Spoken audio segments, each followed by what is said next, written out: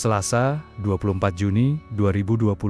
Udara pagi hari di Desa Wonoketingal, Kecamatan Karanganyar, Demak, masih dibungkus kabut tipis. Embun menempel di pucuk-pucuk padi yang bergoyang perlahan, diterpa angin. Dari kejauhan, hamparan sawah terlihat tenang dan indah. Namun, di tengah ketenangan itu, tersimpan sesuatu yang akan mengguncang desa kecil ini. Di salah satu petak sawah, sebuah bentuk tak wajar mengganggu pemandangan hijau, warnanya gelap, tergeletak di antara lumpur dan batang padi. Semakin dekat, bentuk itu semakin jelas. Tubuh seorang perempuan muda, tertelungkup. Sebagian wajahnya tertutup tanah basah. Tubuh itu diam, tanpa tanda kehidupan. Dalam waktu singkat, kabar penemuan itu menyebar dari mulut ke mulut. Warga berbondong-bondong datang. Sebagian hanya berdiri di tepi pematang dengan ekspresi ngeri. Sebagian lainnya memilih memalingkan wajah. Garis polisi akhirnya dipasang, menutup area dari pandangan umum.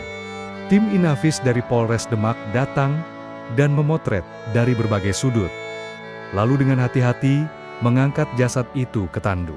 Peristiwa ini menyisakan tanda tanya besar. Siapakah jasad wanita itu? Apakah korban penghilangan nyawa? Siapa pelakunya yang tega melakukan perbuatan keji itu? Dan apa motifnya? Saksikan kisah selengkapnya dalam tayangan Jejak Kasus X berikut ini.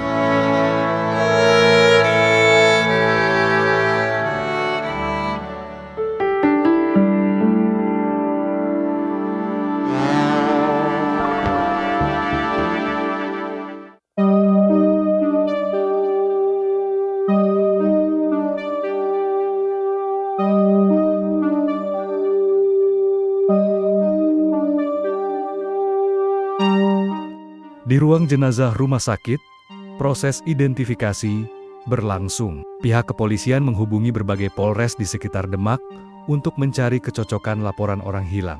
Peristiwa yang mengguncang warga Demak ini juga tersebar ke berbagai jejaring media sosial. Selasa malam, 24 Juni 2025, identitas korban akhirnya terungkap. Setelah pihak keluarga datang ke rumah sakit, Aris Rubianto, paman korban, memperoleh informasi dari media sosial tentang penemuan jasad wanita di persawahan. Dari ciri-ciri yang disampaikan, ia menduga kalau jasad itu adalah keponakannya.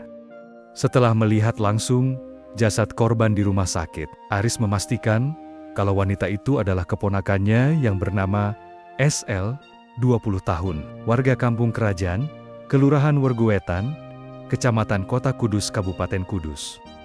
Hasil autopsi mengungkap fakta yang memperkuat dugaan pembunuhan. Leher korban menunjukkan bekas cekikan, terdapat memar di kepala, dan tanda-tanda kekerasan lain pada tubuh. Beberapa barang milik korban, seperti ponsel, perhiasan, dan sepeda motor, juga hilang. Hal ini mengarahkan penyidik pada kemungkinan pembunuhan yang disertai perampasan barang.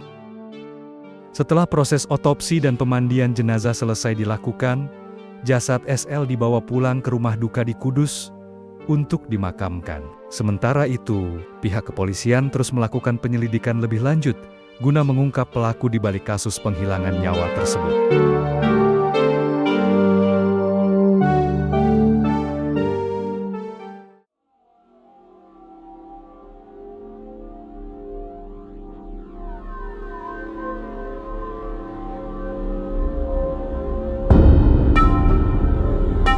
SL, seorang perempuan berusia 20 tahun, warga Kerajaan Werguwetan, Kota Kudus.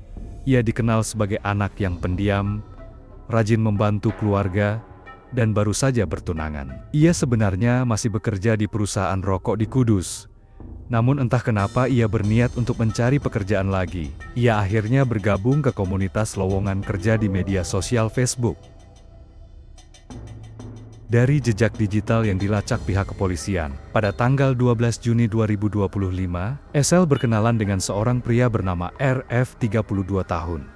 Warga Kudus yang tinggal di Desa Sari, Kecamatan Gajah. Ia tidak memiliki pekerjaan tetap dan sering berpindah tempat tinggal.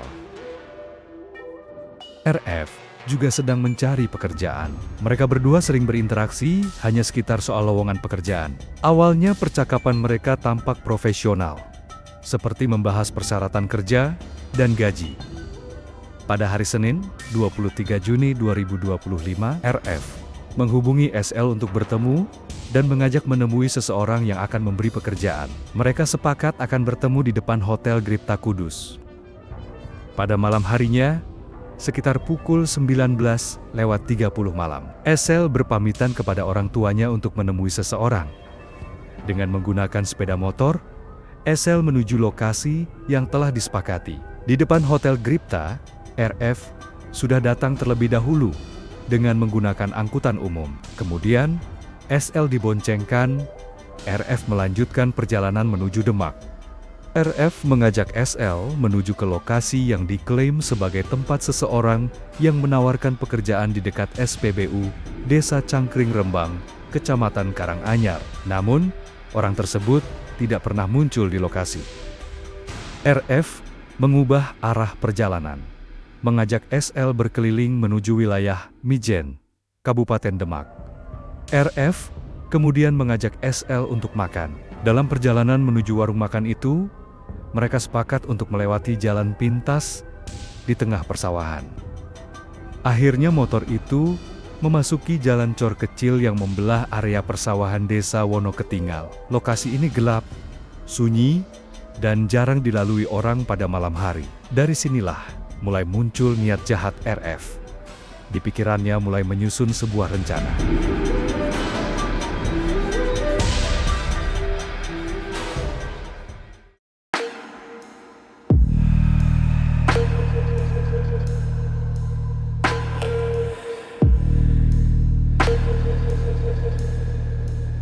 Saat tiba di tengah jalan persawahan Desa Wonoketingal, Kecamatan Karanganyar, Demak, kondisinya sepi dan gelap pada malam hari. Jalan kecil ini dikelilingi sawah di kedua sisinya.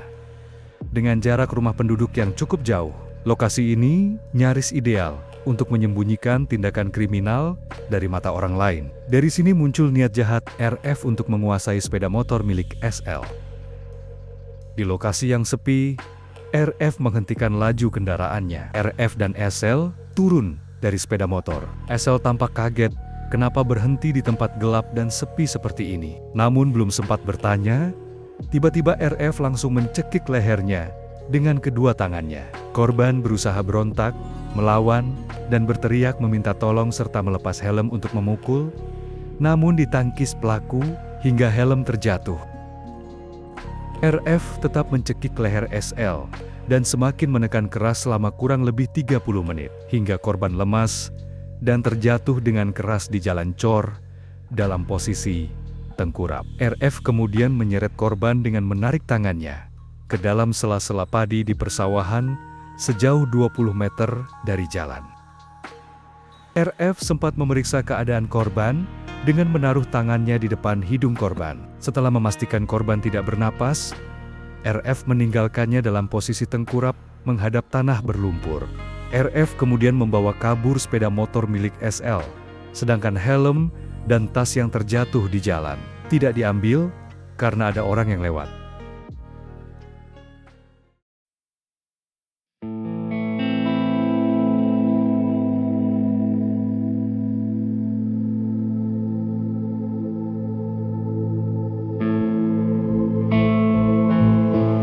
Pagi itu, 24 Juni 2025, seorang warga sedang bersepedaan dengan anak di area persawahan.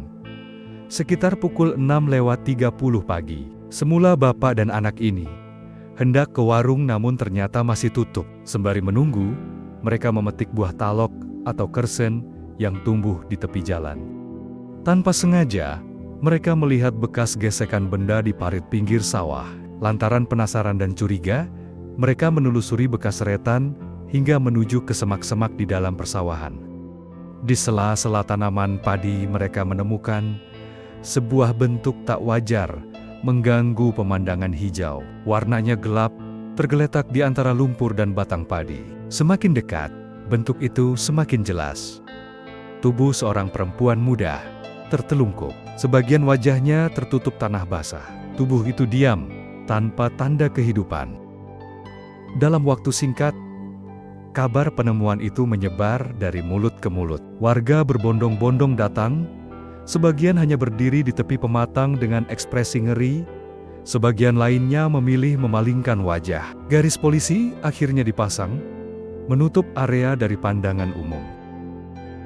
Tim Inafis Polres Demak datang, memotret dari berbagai sudut, lalu dengan hati-hati mengangkat jasad itu ke tandu. Di dekat lokasi, ditemukan helm dan sebuah tas yang tergeletak di pinggir jalan cor, terpisah dari tubuh korban. Posisinya menunjukkan bahwa barang-barang itu kemungkinan terjatuh atau ditinggalkan dengan sengaja.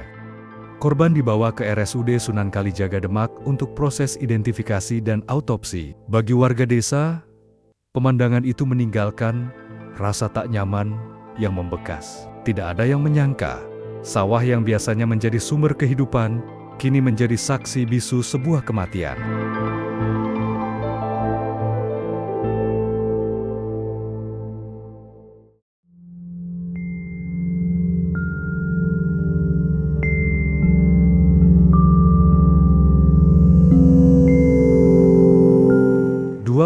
Juni 2025, RF meminjam uang sebesar 3,8 juta kepada seorang warga Kudus dengan jaminan sepeda motor dan STNK milik SL.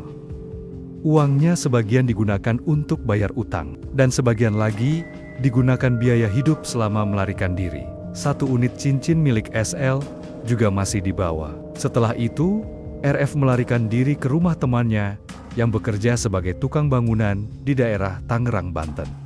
3 hari berlalu, sejak peristiwa penemuan jasad di persawahan Wonoketingal, Demak, polisi terus bekerja tanpa henti. Berbekal informasi dari masyarakat mengenai keberadaan RF, tim Resmob Satreskrim Polres Demak yang dibantu oleh tim Jatanras di Treskrimum Polda Jateng memburu tersangka ke daerah Tangerang, Banten. RF berhasil dibekuk saat akan makan di sebuah warung makan di Tangerang. Penangkapan itu berlangsung tanpa perlawanan. Saat tim Jatanras membekuk RF, ia hanya terdiam. Wajahnya pucat, tak menunjukkan emosi. Ia tahu, ini akhir dari pelariannya. RF kemudian dibawa ke Polres Demak, Jawa Tengah, untuk menjalani pemeriksaan intensif. Di ruang interogasi, matanya tampak kosong.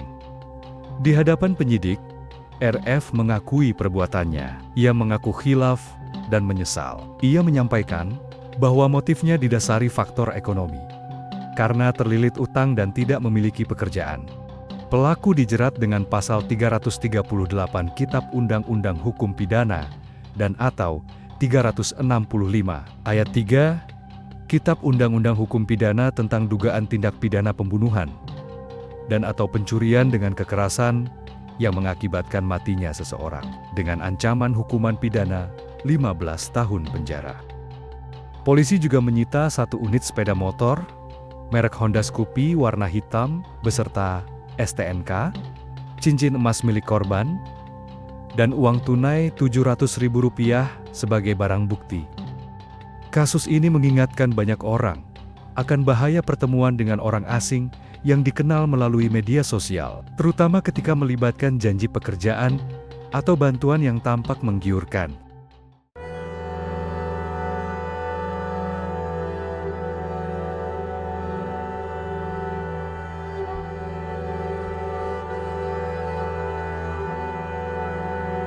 Kematian SL menjadi peringatan pahit. Dunia maya yang memberi kemudahan komunikasi juga menyimpan potensi ancaman. Kepercayaan yang diberikan pada orang yang baru dikenal bisa menjadi celah bagi niat jahat. Malam itu, persawahan di Wonoketingal menjadi saksi bisu bagaimana sebuah pertemuan yang diawali dengan janji manis berakhir menjadi tragedi. Kisah ini menutup dengan kepastian hukum bagi pelaku, namun meninggalkan luka yang dalam bagi keluarga korban dan pertanyaan yang menggantung bagi semua orang. Seberapa baik kita benar-benar mengenal orang yang berbicara dengan kita di layar ponsel?